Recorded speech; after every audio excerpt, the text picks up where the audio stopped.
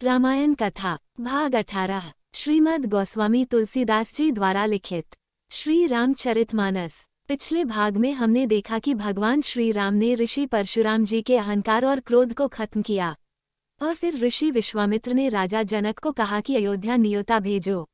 राजा जनक ने महाजनों को बुलाया, सबने आकर राजा को आदरपूर्वक शीस नवाया। राजा ने कहा, बाजार, रास्ते, घर, देवालय और सारे नगर को चारों ओर से सजा दो और सेवकों को बुलाया और आज्ञा दी कि एक सुंदर मंडप तैयार करो। जो आज्ञा कहकर सब अपने काम में लगे। सोने के केले के खंभे बनवाए, पन्ने के पत्ते और फल बनवाए, मानिक के फूल बनवाए। मंडप की विचित्र रचना देखकर ब्रह्मा का मन भी लुभा गया। उस विचित्र मंडप का तो वर्णन ही नहीं किया जा सकता, जिस मंडप में जानकी जी दुल्हन होगी। किस कवि की ऐसी बुद्धि है कि जो उसका वर्णन कर सके।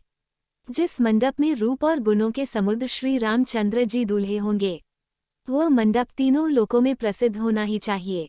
जैसी शोभा जनक जी के महल की थी, वैसी ही शोभा नगर के सारे घरों की थी। जिस नगर में साक्षात लक्ष्मी जी स्त्री का वेश धारण करके बसती है, उस नगर की समृद्धि की बात ही कौन कर सकता है। जनक जी के दूत श्री राम जी की पावित अयोध्या में पहुंचे। सुंदर नगर देखकर वह हर्षित हुए। राजद्वार पर जाकर उन्होंने खबर भेजी। दशरथ जी ने सुनकर उन्हें बुलावा भेजा। दूतों ने प्रणाम करके चिट्ठी दी। प्रसन्न होकर राजा ने स्वयं उठकर उसे लिया। पढ़ते समय उनके नेत्रों में प्रेम और आनंद के आंसू आ गए। शरीर पुलकित हो गया और छाती भर आई। हृदय में राम और लक्ष्मण है और हाथों में सुंदर चिट्ठी। राजा उसे हाथों में लिए रह गए, अपने मुंह से कुछ बोल ना सके। फिर धीरज धरकर उन्होंने सारी बात बताई। सारी सभा हर्षित हो गई। चिट्ठी सुनकर दोनों भाई पुलकित हो गए। तब राजा ने दूतों को अपने पास बुलाया और पूछा, तुमने दोनों कुमारों को अपनी आंखों से देखा है? दोनों कुशल तो है? दूतों ने कहा है, राजाओं के मुकुटमणि आपके समान धन्य कोई नहीं है, जिनके राम लक्ष्मण जैसे पुत्र है, जो दोनों विश्व के आभूषण है। जहाँ ऐसे ऐसे योद्धा हार मान गए, वहाँ श्री राम जी ने शिव धनुष को वैसे ही तोड़ दिया जैसे हाथी कमल की डंडी तोड़ता है। हे देव, आपके बालकों को देखने के बाद अब आंखों को और कोई भाता ही नहीं। दूतों के वचन सबको बहुत प्रिय लगे और राजा ने दूतों को निछावर देने का कहा, पर दूतों ने नहीं लिया और कहा, ये धर्म के विरुद्ध है। ये हमारी बेटी का ससुराल है, हम यहाँ से उपहार कैसे ले सकते हैं।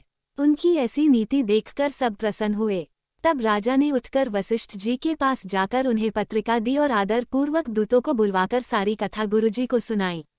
सब समाचार सुनकर प्रसन्न होकर गुरु बोले, हे राजन, तुमसे अधिक पुण्य और किसका होगा कि तुम्हें राम सरीखे पुत्र हैं, और जिसके चारों पुत्र वीर, विनम्र और धर्म का व्रत धारण करने वाले हैं। अब तुम डंका बजवाकर बारात सजाओ और जल्दी चलो। गुरुजी के ऐसे वचन सुनकर जैसी आज्ञा कहकर राजा ने शीस नवाया और महल में गए।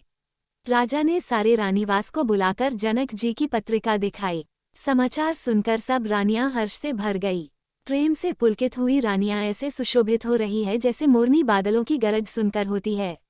14 लोकों में उत्साह भर गया कि राम जी और सीता जी का विवाह होगा। ये शुभ समाचार पाकर सब प्रेम मगन हो गए और रास्ते, घर और गलियां सजाने लगे।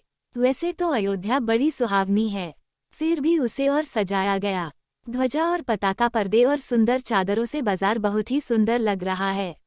सोने के कलश और मोती के तोरण और मणियों की झालर लगी है। सभी नगर की स्त्रियां मंगल गीत गा रही है।